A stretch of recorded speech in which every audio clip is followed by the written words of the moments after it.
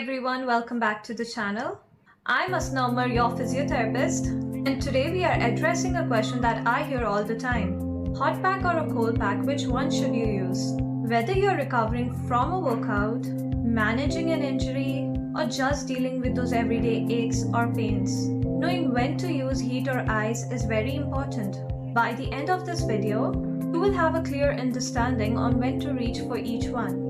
Before we jump into the details of hot versus cold therapy, let's take a moment to discuss the different phases of injury. Understanding these phases will help you know what your body needs during each phase.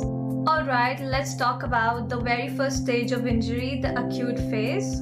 Imagine you have just twisted your ankle playing basketball, or maybe you tweaked your shoulder lifting something heavy. You will feel a sharp, immediate pain, see for swelling, and do notice if there is some redness around the area. That's your body kicking into the high gear, sending blood to the injury site to start the healing process. One big clue that you're in the acute phase is something called resting pain. This means you're feeling pain even when you're just sitting still, lying down, or not doing anything at all. It's your body's way of saying, hey, we are in the recovery mood, take it easy. This phase usually lasts about a week, but it can be longer depending on how serious the injury was. Now during this time, your main goal is to keep the inflammation and swelling under control. The best tool is the cold pack. Let's say you have got a swollen knee after a fall. By applying a cold pack, you're helping to slow down the blood flow in that area, which reduces swelling, eases pain, and cools down the warmth from the inflammation. So remember, in this early stage, stick on using cold pack.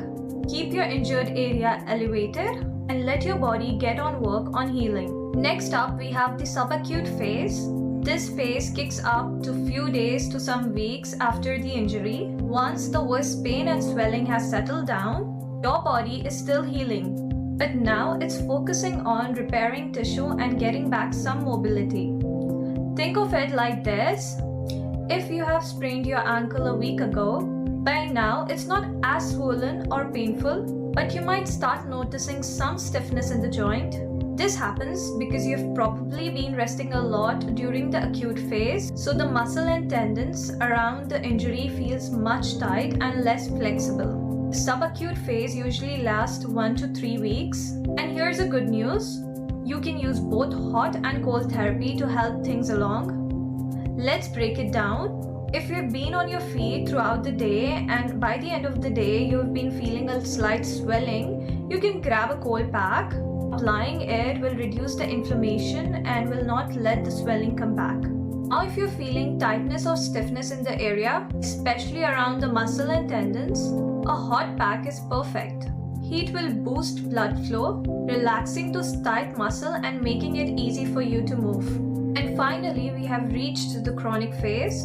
This is the phase that can stick around for months if not managed well. It usually starts after the 3 weeks of injury, though this can depend upon the grade and extent of the injury. By this time, most of the healing is done, but some long-term pain and joint stiffness can be present, especially if the injury was not handled properly in the earlier stages. At this point, pain and inflammation should be gone, but you may feel stiffness around the joint and soft tissue because the area has not moved much during the healing. A key symptom of chronic phase is pain during movement, which is called as on-movement pain. So if you're trying to bend or stretch, that's when you feel it most. Imagine if you have hurt your knees weeks ago. Now when you try to bend it fully, it feels tight or a little bit stiff. This happens because the muscle and tendons around it are still adjusting after the healing process. Chronic phase cold therapy is not needed anymore. Since inflammation is no longer an issue, focus on heat therapy to help loosen up any stiffness. Using a hot pack at this stage is super helpful because it increases the blood flow to the area. This is especially helpful if you're trying to get back to full mobility without feeling restricted with stiffness.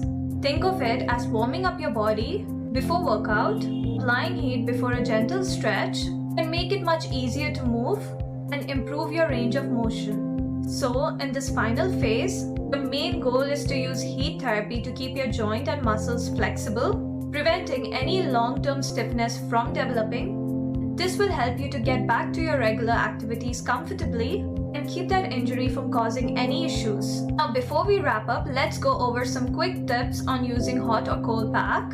Start with short application. Try using a pack just for 5 minutes, and you can repeat this up to 3 times in a day. This approach will help you prevent burns or any type of skin irritations, especially with heat packs. And remember to listen to your body.